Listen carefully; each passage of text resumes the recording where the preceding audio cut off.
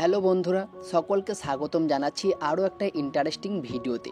তো বন্ধুরা, আজকের এই ভিডিওতে আমরা কথা বলবো Mohun Bagan super giant versus east Bengal ম্যাচটি নিয়ে।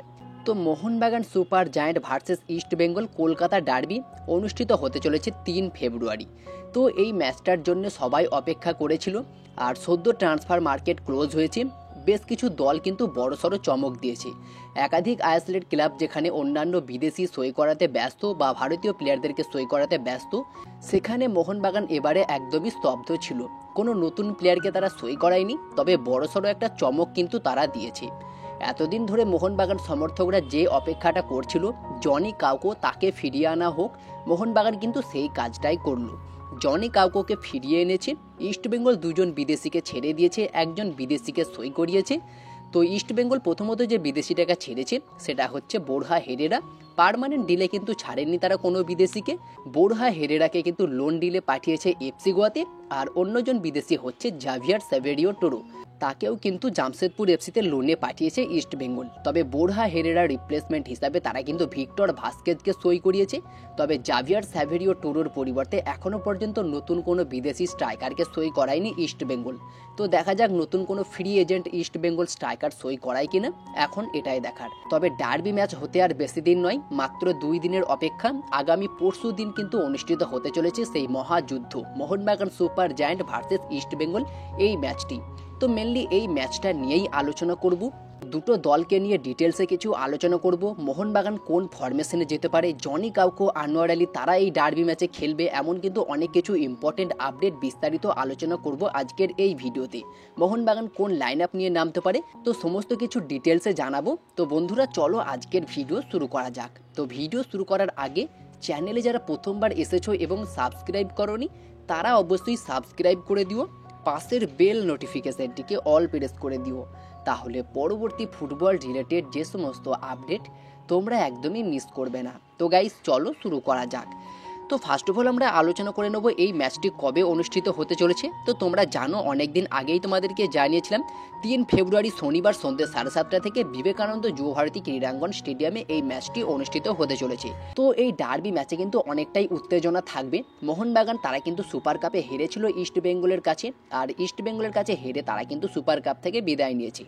আর যার পর থেকে মোহনবাগান কিন্তু খুব ভালোভাবে অনুশীলন করছে, ক্লোজ ডোর অনুশীলন করাচ্ছে। অ্যান্টোনিও লোপেজ হাবাস, সদ্য জনি কাউকো ফিরে এসেছেন, আজকে অনুশীলনেও যোগ দিয়েছেন তিনি। তো মোহনবাগান কিন্তু মরিয়া ইস্ট বেঙ্গলকে হারাতে 3 পয়েন্ট নিতে কিন্তু মরিয়া। আইএসএলের লাস্ট 3টে ম্যাচে জয় আসেনি, 3টে ম্যাচেই কিন্তু হেরেছে মোহনবাগান। তো আশা করব এই ম্যাচে অবশ্যই তারা কামব্যাক করবে। অ্যান্টোনিও লোপেজ হাবাস তিনিও চাইছেন তারা কামব্যাক করবে। তো দেখা যাক মোহনবাগান ইস্ট বেঙ্গলকে হারিয়ে 3 পয়েন্ট নিতে পারে কি, আর 3 ম্যাচ হারের পরে প্রথম জয়টা নিয়ে আসতে পারে কি, এখন এটাই দেখার। তো তোমাদের কি মনে হয় ডার্বি ম্যাচ কোন দল জিততে পারে, অবশ্যই তোমাদের মতামত কমেন্টে জানিও। আর যদি দুটো দলকে নিয়ে আলোচনা করা যায়, তো ইস্ট বেঙ্গল তারা কিন্তু আইএসএলের লাস্ট 3টে ম্যাচ গোল শূন্য ড্র করেছে, না কোনো গোল করেছে না কোনো গোল দিয়েছে। তো তাদের পক্ষে এটা কিন্তু খুবই ভালো। আর যদি সুপার কাপের পারফরমেন্স নিয়ে কথা বলো, তাহলে সুপার কাপে তো খুবই ভালো পারফরমেন্স করেছে, সুপার কাপ চ্যাম্পিয়ন হয়েছে। তো অবশ্যই ইস্ট বেঙ্গল আগের থেকে অনেক বেটার পারফর্ম করছে। আর কার্লস কোয়াদ্রাত আসার পরে ইস্ট বেঙ্গল দলটাকে খুব ভালোভাবে সাজাচ্ছে। অলরেডি নতুন এক বিদেশি চলে এসেছে ভিক্টর ভাস্কেজ, সম্ভবত আরও এক নতুন বিদেশি আসতে পারে জাভিয়ার সেভেরিও টোরোর পরিবর্তে। তো দেখা যাক সেই বিদেশি ডার্বি ম্যাচের আগেই আসে কি, এখন এটার দিকে নজর অবশ্যই থাকবে। আর যদি দুটো টিমের হেড টু হেড রেকর্ড নিয়ে কথা বলা যায়, লাস্ট 5 বারে ইস্ট বেঙ্গল একবার জিতেছে সুপার কাপে, খুবই ভালোভাবে জিতেছে 3-1 গোলে। আর মোহনবাগান লাস্ট 5 বারে 4 বার জিতেছে, অবশ্যই একটা অ্যাডভান্টেজ তো থাকছেই। আর মোহনবাগান দলকে এটা ভুলে গেলে চলবে না, জুয়ান ফেরান্দো থাকাকালীন লাস্ট 3টে match Kerala Blasters FC, FC Goa, Mumbai city FC, এই 3 ম্যাচে তাদেরকে কিন্তু হারতে হয়েছে। অবশ্যই এই ম্যাচে জয়ের সারণীতে ফিরতে চাইবে কোচ অ্যান্টোনিও লোপেজ হাবাস, যার কারণে খুব ভালোভাবেই অনুশীলন করছে। আর জনি কাউকো ফিরে এসেছে, তিনি কিন্তু আজকে অনুশীলন করেননি, দলের সঙ্গেই ছিলেন, অনুশীলনের জায়গায় ছিলেন কিন্তু অনুশীলন করেননি। সম্ভবত কাল থেকে অনুশীলন করতে পারে। তবে এখন মেন কথা হচ্ছে জনি কাউকো তিনি কি ডার্বি ম্যাচে খেলবে, এই বিষয় নিয়েও কিন্তু সংশয় রয়েছে। আর জনি কাউকো তিনি কিন্তু মোহনবাগান সমর্থকদের শুভেচ্ছা বার্তা জানাচ্ছেন, তিনি কিন্তু জানাচ্ছেন মোহনবাগান দলে আবারও যোগ দিতে পেরে তিনি খুব খুশি আর নিজের সেরাটা দেওয়ার চেষ্টা করবে। তাহলে কি ডার্বি ম্যাচেই খেলতে দেখা যাবে জনি কাউকোকে? এই বিষয়টা কিন্তু ডার্বি ম্যাচের দিনই পরিষ্কার হয়ে যাবে। তবে আজকের অনুশীলনে দেখা গেল আর্মান্দো সাদিকু তিনি কিন্তু মুড অফে রয়েছে। তবে কি তাকে আনরেজিস্টার করে তার পরিবর্তে জনি কাউকোকে রেজিস্টার করাবে অ্যান্টোনিও লোপেজ হাবাস? সবকিছু নিয়ে কিন্তু একটা সংশয় চলছে।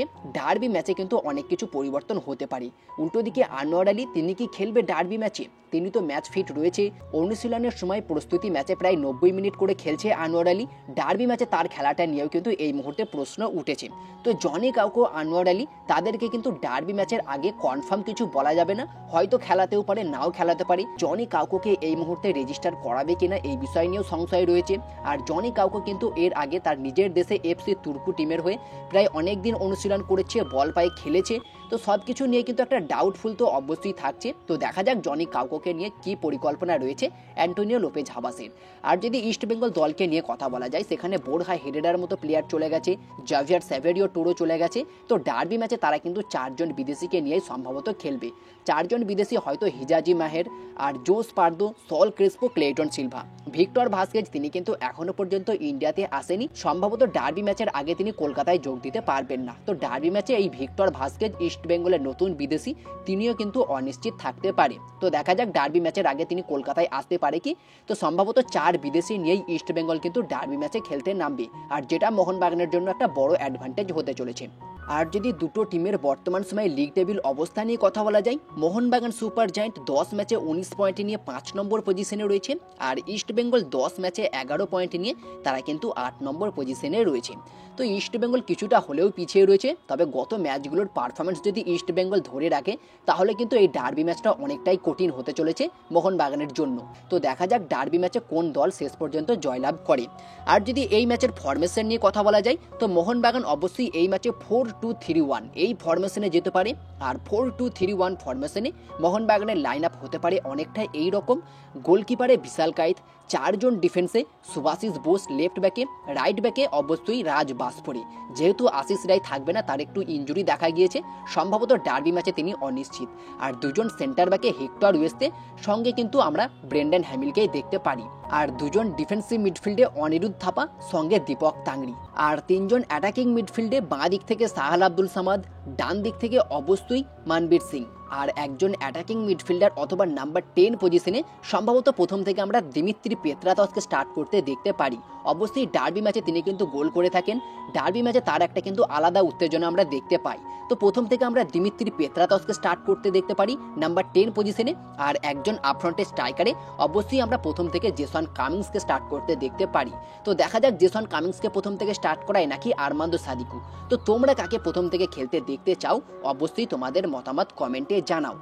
আর মোহনবাগানের লাইন আপটা যেরকম হলো তোমাদেরকে আরও একবার বলে দিই। গোলকিপারে বিশাল কায়েত, 4 জন ডিফেন্সের লেফট ব্যাকে সুভাশিস বোস, রাইট ব্যাকে রাজ বাসফড়ি, আর 2 জন সেন্টার ব্যাকে ব্রেন্ডন হ্যামিল, সঙ্গে হেক্টর ওয়েস্তে। 2 জন ডিফেন্সিভ মিডফিল্ডে অনিরুদ্ধ থাপা, সঙ্গে দীপক তাংড়ি। 3 জন অ্যাটাকিং মিডফিল্ডে বাঁ দিক থেকে সাহাল আব্দুল সামাদ, ডান দিক থেকে মানবীর সিং। আর একজন অ্যাটাকিং মিডফিল্ডার অথবা নাম্বার 10 পজিশনে দিমিত্রি পেত্রাতস। আর একজন আপফ্রন্টে স্ট্রাইকারে অবশ্যই জেসন কামিংস, তবে আর্মান্দো সাদিকেও প্রথম থেকে স্টার্ট করতে পারি। তো মোহনবাগান সুপার জায়ান্ট সম্ভবত এই লাইন আপ নিয়েই কিন্তু ডার্বি ম্যাচে খেলতে নামতে পারে। তো দেখা যাক এই লাইন আপে কোনো পরিবর্তন হয় কিনা। তবে অ্যান্টোনিও লোপেজ হাবাস তিনি কিন্তু এমনটাই নামাতে পারে। তো আমার মতে এই লাইন আপ নিয়েই মোহনবাগান ডার্বি ম্যাচে খেলতে নামবে। আর তোমাদের মতে কেমন হতে পারে ডার্বি ম্যাচে মোহনবাগানের লাইন আপ অবশ্যই তোমাদের মতামত কমেন্টে জানিয়ে দিও। তো ফ্রেন্ডস, এই ছিল আজকের ভিডিওটি ভালো লাগলে একটা লাইক করে দিও, আর চ্যানেলটিকে সাবস্ক্রাইব করে পাশের বেল নোটিফিকেশনটিকে অল প্রেস করে দিও। তাহলে পরবর্তী ফুটবল রিলেটেড যে সমস্ত আপডেট তোমরা একদমই মিস করবে না। তো দেখা হচ্ছে আবার পরবর্তী কোনো ভিডিওতে। Bye bye, have a good day.